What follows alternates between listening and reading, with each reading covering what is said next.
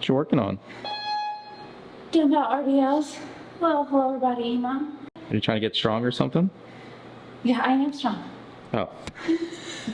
But yes, I am. It's a good thing we're going to talk about getting stronger today.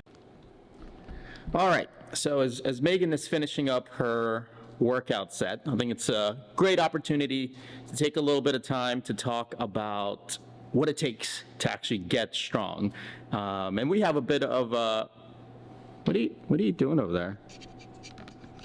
Are you hiding behind the squat rack? I'm writing down the secrets to being strong. You know we can see you behind the... Okay, never mind. You do you. Are you going to share your secrets? No. Okay, so let's talk about the not so secret formula of how to get stronger, and then maybe Cory or Gollum over there will share his secrets with us at the end of this video. So stick around. Let's get into the science of getting stronger.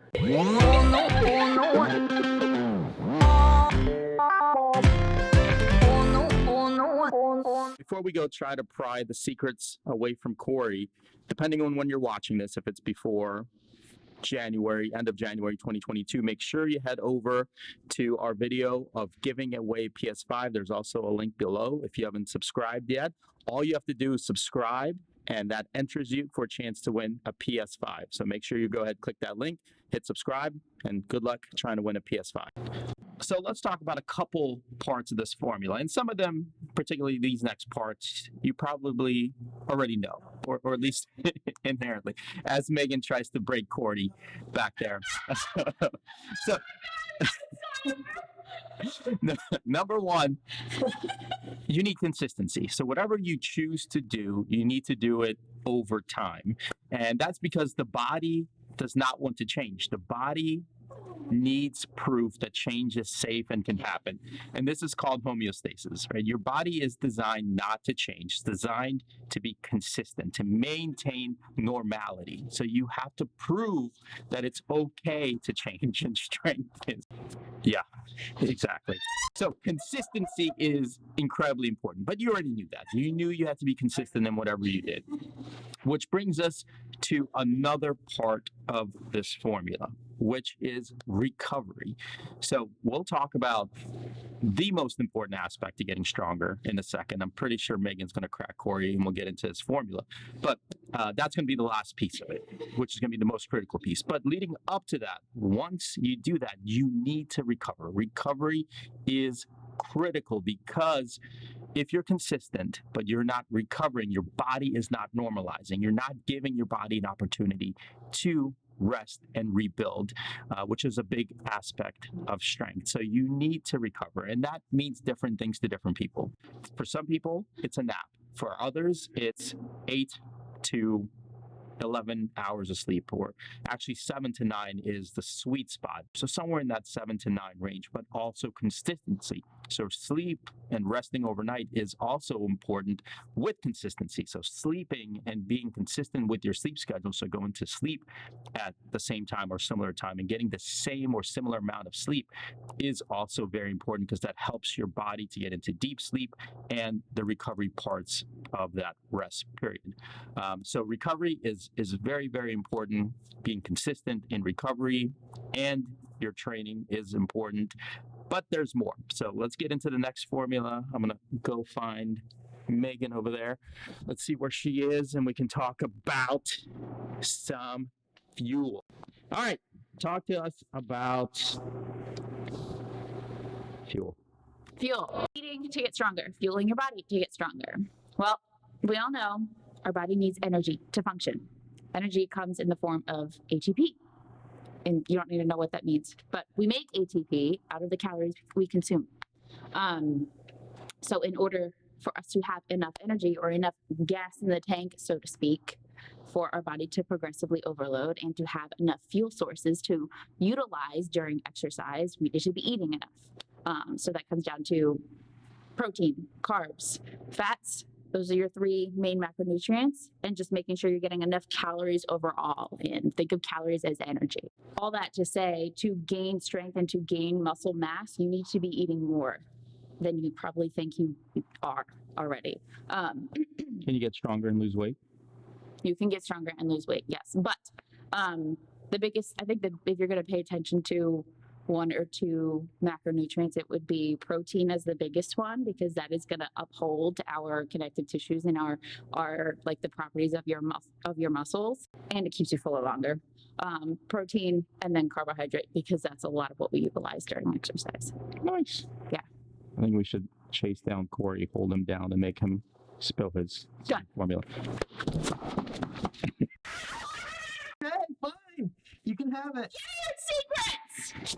I'm scared. I guess I'll give up my secrets. You were beaten into it. Yeah. Secrets to getting strong. I think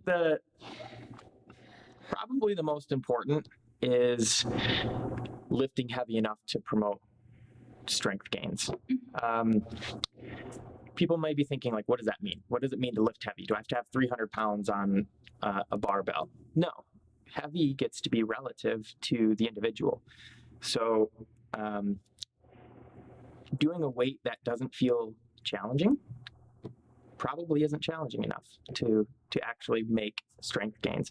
The cool thing about using a simple term of lifting heavy is heavy should change over time. So the weights that you start off with, after 4, 6, 8 weeks, maybe they don't feel heavy anymore. And that's when you know you can increase the weight a little bit.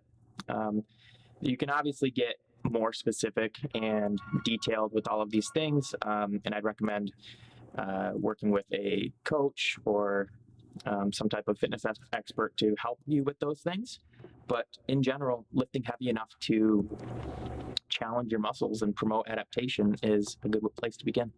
The scientific term for basically what we just described would be progressive overload, which means continually challenging your muscles in a way that promotes change, I guess. It's fancy talk just for lift heavy.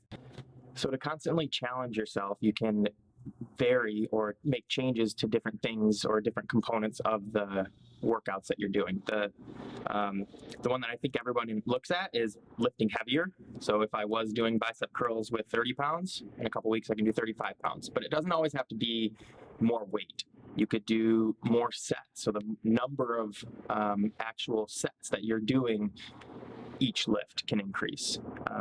You could do more reps for each set. So the same number of times you're going through the rounds, but you're doing more reps each time. That's a way to progress. Things that people don't think about is time under tension. I could do my bicep curls more slowly, which would encourage more muscle recruitment for a longer duration, aka challenging the system a little bit more.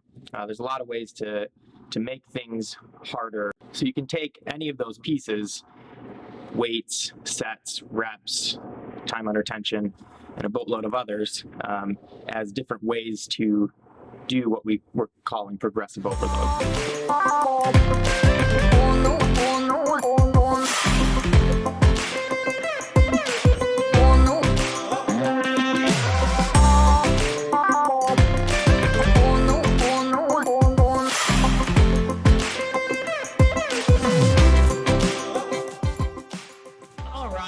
So that's it. All the parts in the form.